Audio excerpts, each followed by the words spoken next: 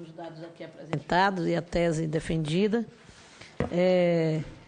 Registramos a presença, que já inclusive se pronunciando, do senador pelo Estado de Roraima, o senador Telmário Mota, nosso companheiro de batalha, tem ajudado muito a sustentação desse trabalho e que assegurou, no nível maior de hospitalidade, a nossa presença em sua terra.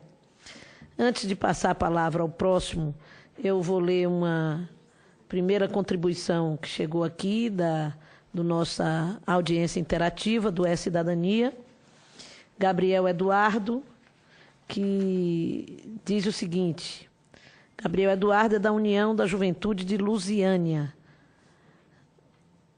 Para o IPEA, gostaria de saber se há algum motivo especial para que as regiões metropolitanas sejam as mais afetadas pelos altos índices de assassinatos de jovens e quais ações são exemplo no combate do assassinato de jovens.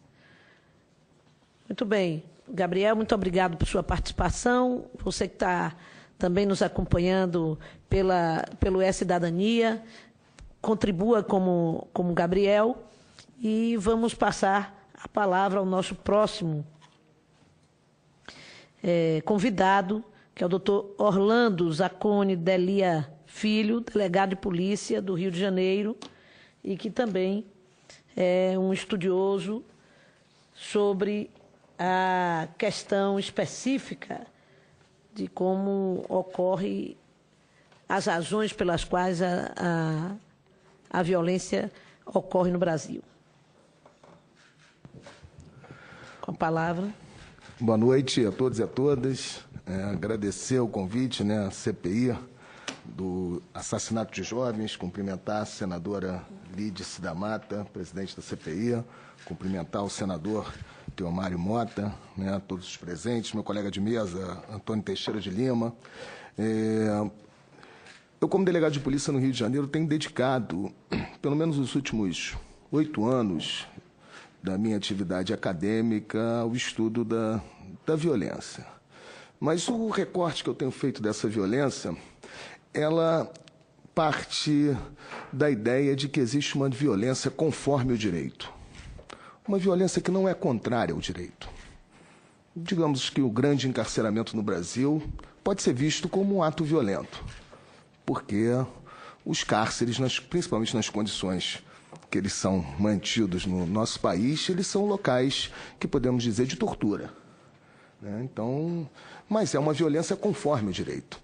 No que diz respeito à letalidade, e especialmente à letalidade da juventude, eu dediquei um estudo recente no doutorado em Ciência Política na UF, a uma letalidade que é conforme o direito, que se encontra numa forma jurídica chamada autos de resistência. Não sei se vocês já ouviram falar em autos de resistência, mas autos de resistência é uma nomenclatura que alguns estados do Brasil se utilizam para se referir às investigações de quando um policial, no exercício da função policial, elimina, produz um homicídio, matando alguém no ambiente social. Então, esses autos de resistência, eles ganham uma forma jurídica, porque é um inquérito policial, e eu descobri no Rio de Janeiro que no ano de 2005, isso não era uma pesquisa minha, era uma pesquisa do professor Michel Misse, da UFRJ, no ano de 2005, no Rio de Janeiro, mais de 99% dos autos de resistência foram arquivados em menos de 3 anos. O que significa que todos os autos de resistência do Rio de Janeiro, instaurados no ano de 2005, até dezembro de 2008, estavam arquivados por uma decisão do Ministério Público. O que significa que o titular do direito de ação está dizendo, o órgão do Ministério Público, que essas mortes não são contrárias à lei. Elas são mortes conforme a lei.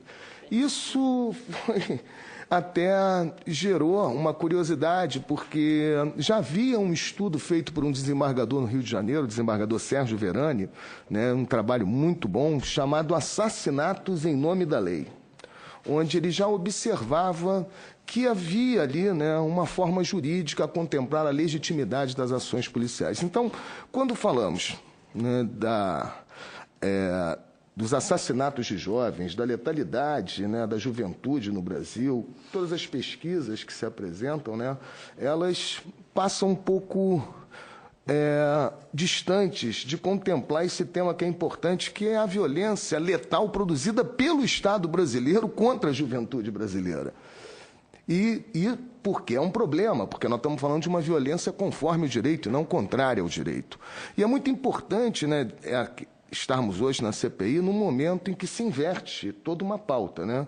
O Congresso, né, e daqui a pouco o Senado vai se deparar, né, com a votação, né, da emenda constitucional sobre a redução da maioridade penal.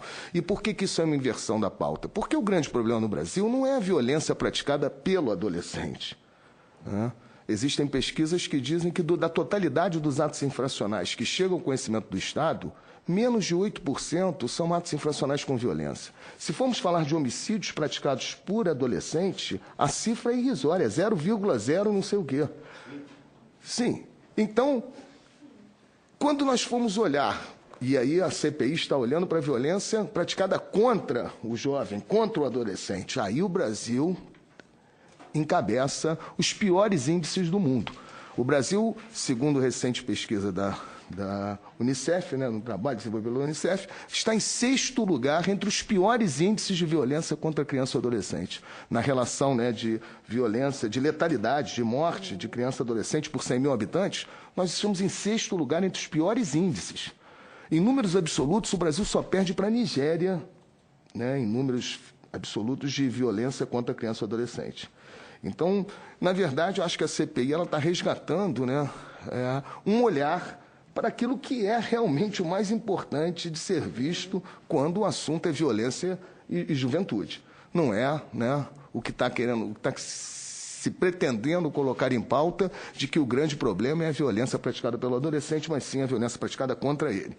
Bom, mas voltando, o meu recorte, então, é a violência praticada através de agências policiais, né, e, portanto, pelo Estado, contra essa juventude. Eu fui estudar 308 pedidos de arquivamento no Ministério Público para tentar entender como se dá essa legitimidade. Porque se o Ministério Público pede o arquivamento, ele está dizendo que essas mortes praticadas pelas polícias estão em conformidade com a lei. E muitas das vezes isso é um paradoxo, né? Porque o tempo inteiro a sociedade discute essa violência chamada de violência policial, né, como uma violência contrária à lei, como execuções. Mas, na verdade, o que nós vemos nas práticas jurídicas, né, é o arquivamento legitimado pelo MP. E aí eu fiz um recorde de 308 autos de resistência arquivados entre os anos de 2003 a 2009 no Rio de Janeiro. O meu objetivo era pegar a construção, né, da legitimidade a partir da decisão do promotor de justiça, mas acabei enxergando alguns números, né, interessantes. Por exemplo, a idade média das 368 vítimas, né, dos autos de resistência arquivados aos quais eu tive acesso, elas tinham média de idade de 22 anos, né, sendo que a menor idade encontrada foi de 11 anos. Né, e 21% das vítimas dos autos de resistência aos quais eu estudei eram menores de 18 anos. Então, por esse recorte da minha pesquisa, que não é um recorte que permite com muitas conclusões, porque foi feito na cidade do Rio de Janeiro, entre os anos 2003 e 2009, mas nós podemos já ter indícios de que essa violência do Estado, a partir das agências policiais, tem como alvo a juventude. E quando a gente for ver outros dados da pesquisa, né, do local onde esses autos de resistência ocorrem, 75% foram autos de resistência que ocorreram dentro de comunidades consideradas favelas.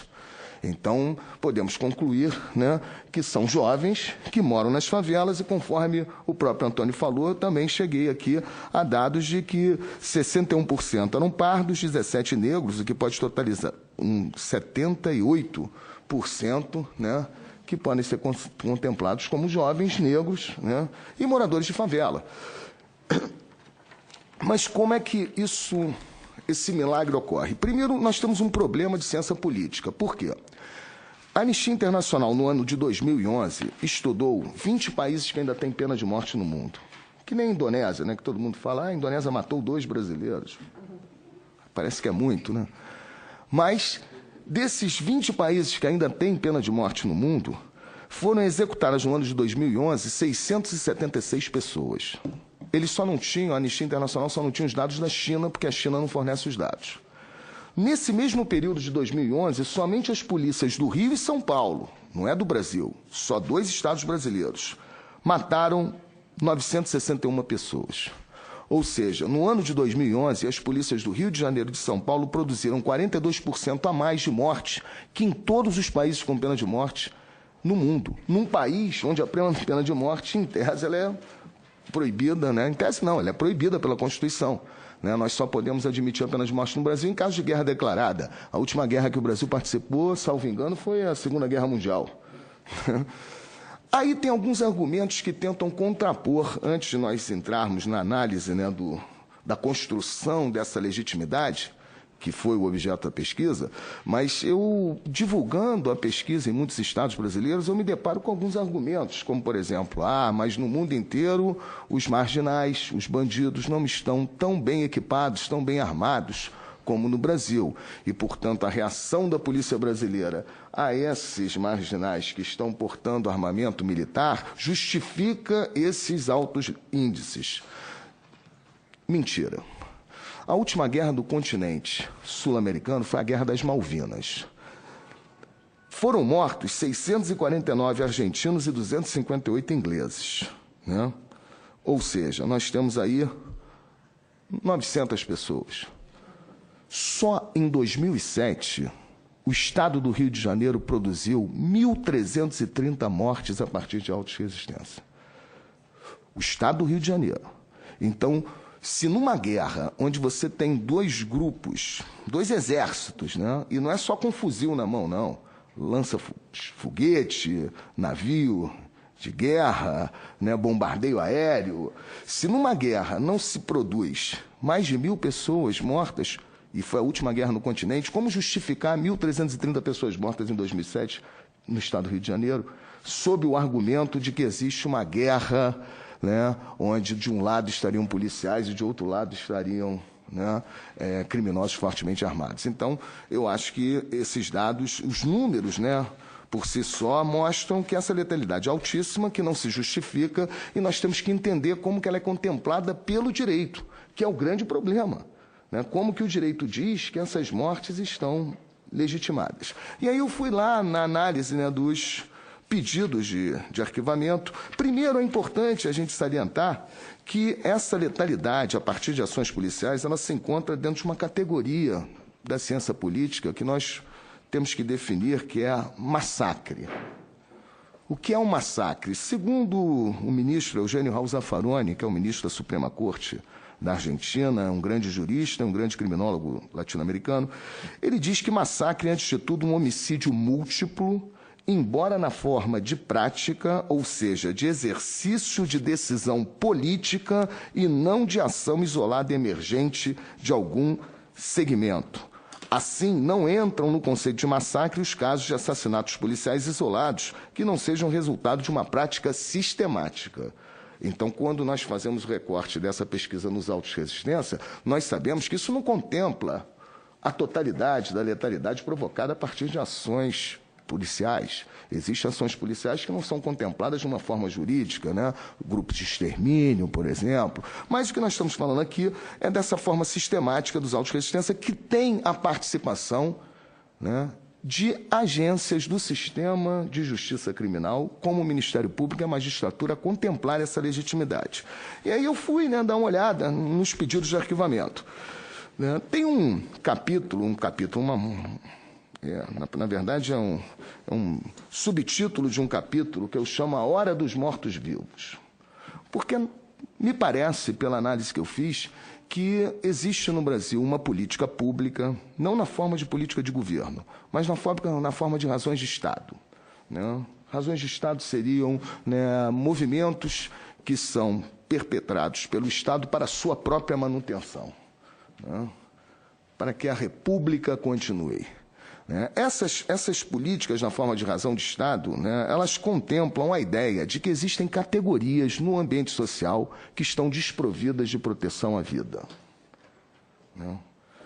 o traficante de drogas é uma dessas categorias. E por que eu estou falando isso? Porque na quase totalidade dos pedidos de arquivamento que eu encontrei, legitimando a ação policial como uma ação dentro da lei, muitas das vezes, mesmo com 8 tiros nas costas, tiro a queima-roupa na cabeça, com autos de exames cadavéricos que poderiam contrariar a hipótese de uma legítima defesa, a legítima defesa será contemplada na decisão do promotor de justiça a partir de 2 argumentos fundamentais.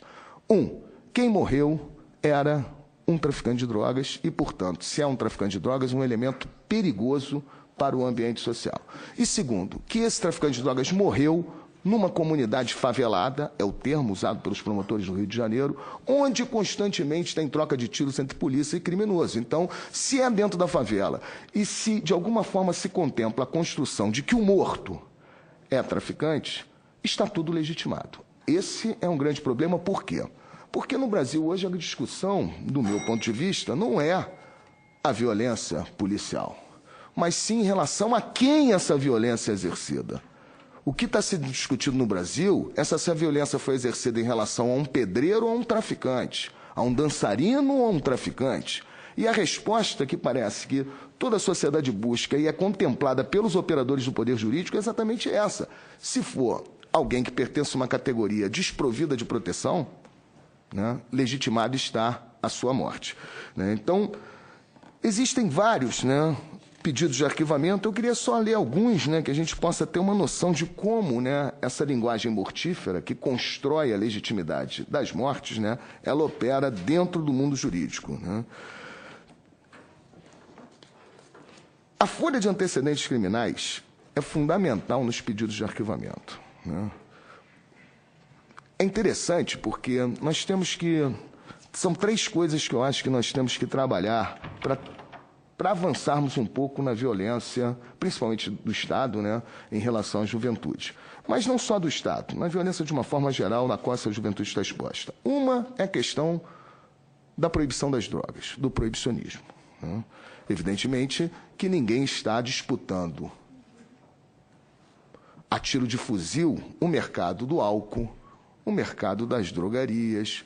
Né? Isso não é disputado a tiro, porque são mercados regulamentados, legais. Mas a partir do momento que proibimos algumas substâncias, essas substâncias vão ser, né, comercializadas no mercado ilícito. Nós já tivemos a experiência da lei seca nos Estados Unidos. Esse mercado vai ser apropriado por grupos, por facções, né, criminosas que vão, né, disputar o comércio a partir da violência. Então, já existe, né, uma violência que ela é construída no marco do direito pela proibição.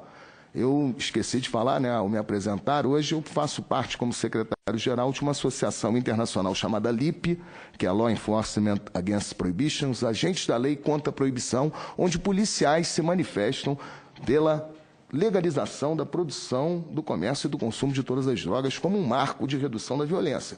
Porque a violência não é produto das drogas, a violência é o produto da proibição. Né? As pessoas, a juventude no Brasil, se fizermos uma pesquisa, quantos jovens morreram pelo consumo dessas drogas que são proibidas, maconha, cocaína, no ano de 2014, e quantas morreram na guerra contra o comércio dessas substâncias, nós vamos concluir com toda certeza que o número de pessoas, de jovens que morreram na guerra contra essa substância é muito maior do que aqueles que morreram pelo consumo delas. Então, a guerra às drogas é um fator, né, que temos que levar em consideração. Essa guerra às drogas produz, né, sujeitos que são matáveis, porque existe duas construções arbitrárias que são feitas pelo proibicionismo das drogas. A primeira distinção, que é totalmente arbitrária, é a distinção entre drogas lícitas e ilícitas. As drogas lícitas são consideradas drogas do bem. O meu filho de 7 anos, ao ligar a televisão 4 horas da tarde para assistir o maior time de futebol de todos os tempos, o Fluminense Futebol Clube, ele é bombardeado por uma propaganda de cerveja. 4 horas da tarde. Porque o álcool não é visto como droga. Né? Então, nós... O patrocinador da Exatamente. Nós temos uma política e se tramitar no Congresso Nacional um projeto de lei para restringir o horário da propaganda na cerveja na televisão, não passa. E não passa pelos mesmos congressistas que são contra a legalização das drogas ilícitas. Por quê? Pelo princípio do bem e do mal, pela distinção arbitrária que contempla as drogas proibidas como drogas do mal e as drogas lícitas como do bem. Hoje... Sim, hoje eu acabei de ouvir de um delegado recém-concursado no Rio de Janeiro que a fórmula para passar em concurso público é Ritalina para focar e Rivotril para descansar. Então é disso que nós estamos falando, essa distinção arbitrária. Agora, existe uma outra distinção arbitrária que vai construir o sujeito matável, que é a distinção entre usuário e traficante. Sabe como foi feita a construção da distinção entre usuário e traficante? Ela se dá no plano geopolítico internacional. Na declaração de guerra às drogas feita pelos Estados Unidos, aliás, foram 2 declarações, os Estados Unidos se declaram país consumidor, vítima, porque nos Estados Unidos não se produz maconha, cocaína nem heroína. E os países produtores são considerados países traficantes. Essa distinção arbitrária, porque do ponto de vista da natureza, não existe distinção entre traficante e usuário. Uma pessoa que tem um cigarro na mão, nessa sala, para fumar, e uma pessoa que tem um cigarro de maconha nessa sala para vender, estão, do ponto de vista da natureza, realizando a mesma conduta, portando um cigarro de maconha. Mas a distinção, a construção política que se faz, leva a construir o traficante como o grande perigo para a saúde da sociedade. E a partir do momento que ele é construído socialmente, com essa periculosidade para o ambiente social, a sua execução passa a ser legitimada, inclusive na sociedade. Porque a mídia, volta e meia, coloca: polícia não consegue provar, tem uma capa do Extra que é assim, que trabalhador era traficante. Porque se conseguir provar, está tudo legitimado. O que está em jogo é quem morreu. E isso tudo está contemplado nas gestões dos promotores públicos. Por exemplo, esse texto é de um pedido de arquivamento. Não é, contudo, fato desconhecido a reiterada ocorrência de situações como a presente, em que agentes da lei são forçados a utilizar a força para conter agressões provenientes de indivíduos ligados aos tráficos de entorpecentes, especialmente nos limites territoriais de comunidades carentes, onde exercem grande poder, sempre imposto pela violência. Assim sendo, a prova dos autos confirma a versão trazida pelos agentes, autores. O que se coloca para legitimar a morte é exatamente a condição do morto. A condição de vida do morto é o que vai legitimar a sua morte, e não a forma como a ação policial se deu. Concluída a investigação, restou apurado que W tinha envolvimento com o tráfico, como declarou sua companheira, não havendo assim razão para descrer a versão dos policiais. Como é que se constrói, então, pela FAC, pela Folha de Antecedentes Criminais, ou pela declaração do parente que reconhece o morto no ML? Ele é chamado, e todo o questionário que é feito na delegacia e que depois é utilizado pelo promotor de justiça para o arquivamento é a declaração de um familiar que o morto tinha envolvimento com o tráfico. O que significa, eu não poderia, inclusive, não sei se a gente pode deixar o trabalho para a comissão, para que seja juntado, para pesquisa de quem tiver interesse.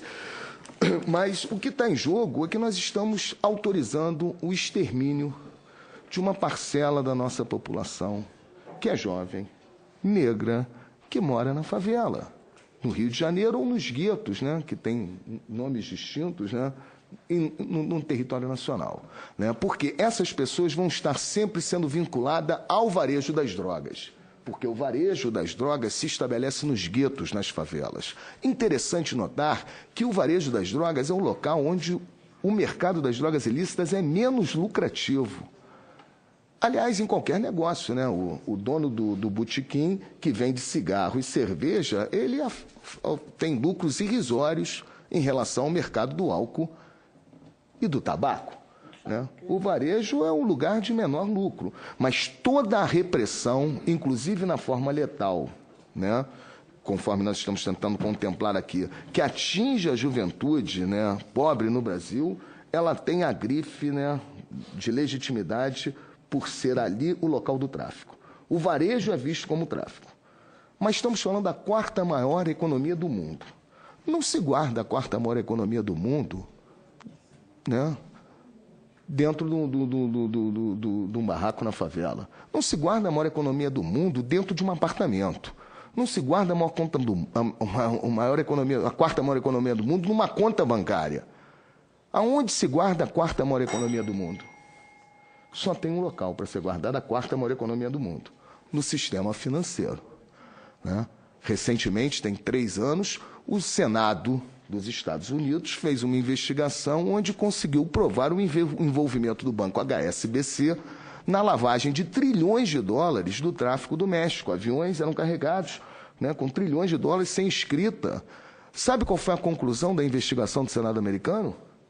Que o HSBC tinha que pagar de multa milhões. Lavou trilhões, paga de multa milhões de dólares. E nenhum executivo foi responsabilizado criminalmente porque poderia gerar um problema na operação do sistema financeiro, né? Nós sabemos que o ônus da proibição das drogas na construção dos inimigos, conforme foi falado anteriormente, ela é muito desigual.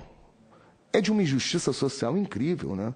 Porque toda a repressão vai recair em cima daqueles que estão na parte menos lucrativa e mais fragilizadas desse negócio ilícito, né? Enquanto isso, a economia das drogas ilícitas se mantém forte, né, na lavagem do dinheiro, né, dentro do sistema financeiro. Então, acho que nós não podemos avançar muito, né, no objeto da CPI, dos assassinatos da juventude, porque, além dessa violência policial, nós temos a violência do próprio mercado ilícito que recruta esses jovens, né, nessa economia, né, e que eles acabam, né, entregando as suas vidas, né, na luta de acessar um mercado de consumo, o que é muito cruel, né, que leva essa juventude para o cárcere, né? Nós sabemos que hoje no Brasil o grande carro-chefe da criminalização são as condutas relacionadas às drogas. Então, acho que nós não vamos poder muito avançar, né, sem tratarmos de novas políticas para drogas.